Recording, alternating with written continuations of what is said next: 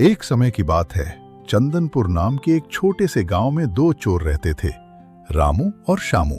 दोनों पक्के दोस्त थे, लेकिन अपनी कला में एक दूसरे से बढ़कर खुद को मानते थे।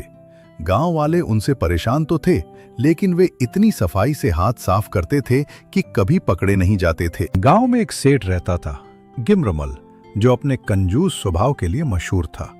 कहा जाता था कि उसके घर में एक बड़ा भारी संदूक है, जिसमें वो अपनी सारी दौलत रखता है।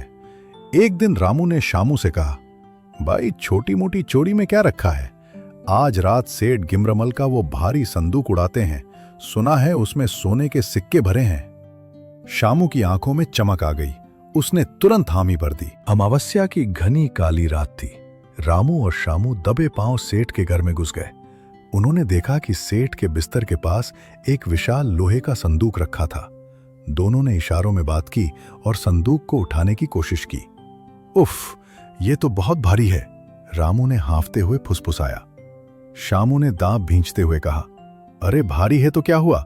इसका मतलब है कि इसमें माल भी बहुत ज्यादा है। जोर लगा। बड़ी मुश्किल से पसीना बहाते हुए वे उस भारी संदूक को उठाकर गांव के बाहर पुराने बरगद के पेड़ के नीचे ले गए। दोनों की कमर टूटने को थी, सांस फूल रही थी, लेकिन चेहरे पर करोड़पति बनने की खुशी थी। रामू ने पसीना पोंछते हुए कहा, भाई, आज तो किस्मत खुल गई। इतना वजन है, पक्का सोने की ईंटें होंगी। शामू ने जल्दी से अपनी जेब से औजार निकाला और संदूक का ताला तोड़ने लगा।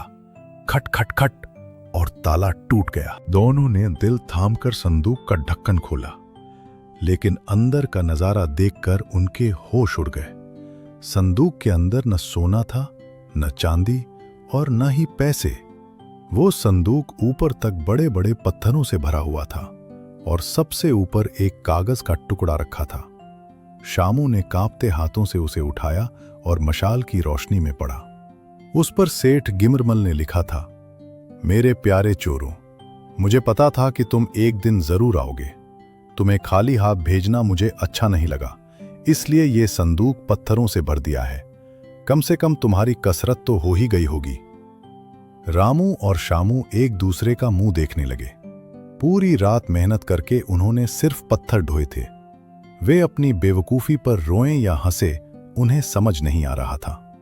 उस दिन के बाद से उन्होंने कसम खा ली कि अब वे मेहनत की कमाई खाएंगे, क्योंकि चोरी में मेहनत तो उतनी ही है, पर मिलता सिर्फ पत्थर है।